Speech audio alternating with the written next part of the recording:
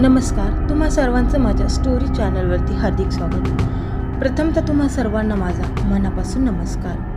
आज आपण एक अशी हिस्ट्री जाणून घेणार आहोत, एक इतिहास जाणून घेणार आहोत, श्री महाराजाधिराज छत्रपती शिवाजी महाराजांची कथा। तर चला आपण जाणून घेऊयात। आपल्या भारत मातेने अनेक वीरांना जन्म दिला, त्यांच्या जन्माने आपली मातृभूमी पावन झाली आहे। महाराजाधिराज श्री छत्रपती शिवाजी महाराजांची आपण माहिती जाणून घेऊया। छत्रपती शिवाजी महाराज म्हणजे अवघ्या मराठी जनांचा अभिमान। महाराजांनी शून्यातून केलेली स्वराज्याची निर्मिती आपल्या प्रत्येकासाठी प्रेरणादायी आहे। छत्रपती शिवाजी महाराजांची शौर्यगाथा आणि छत्रपती शिवाजी महाराज हे एक भारतीय राजे आणि मराठा साम्राज्याचे संस्थापक होते। विजापूरच्या ढासळत्या आदिलशाहीमधून शिवरायांनी स्वतःचे स्वतंत्र राज्य निर्माण करून मराठा साम्राज्याची स्थापना केली। 1764 मध्ये रायगड किल्ल्यावर छत्रपती म्हणून त्यांचा राज्याभिषेक करण्यात आला।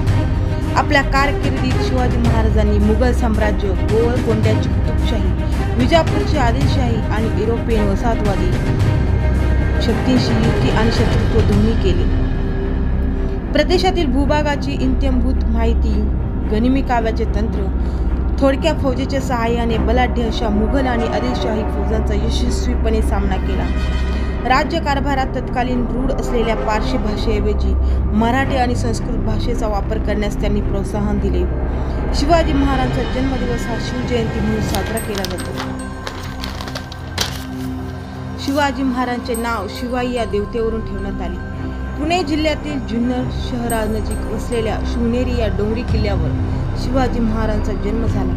राजमुद्रा छत्रपती शिवाजीराजे जेव्हा पुण्याचा कारभार पाहू लागले तेव्हा त्यांनी स्वतःची स्वतंत्र राजमुद्रा तयार केली। अफजल खानाचा वध असेल, सुरतची लूट असेल, आग्र्याला भेट असेल, मुघल मराठा संघर्ष असेल, असे अनेक पराक्रम शिवाजी महाराजांनी केले आहे। तर अशा प्रकारे आपल्याला शिवाजी महाराजांची कथा, शिवाजी महाराजांचे जीवनचरित्र, त्यांचा पराक्रम आपल्याला माहीतच आहे आणि सर्वांनी ऐकावा, हा व्हिडिओ पाहावा अशी माझी इच्छा आहे। जनतेचा राजा श्री महाराजाधिराज छत्रपती शिवाजी महाराज यांचा प्रत्येकालाच अभिमान आहे।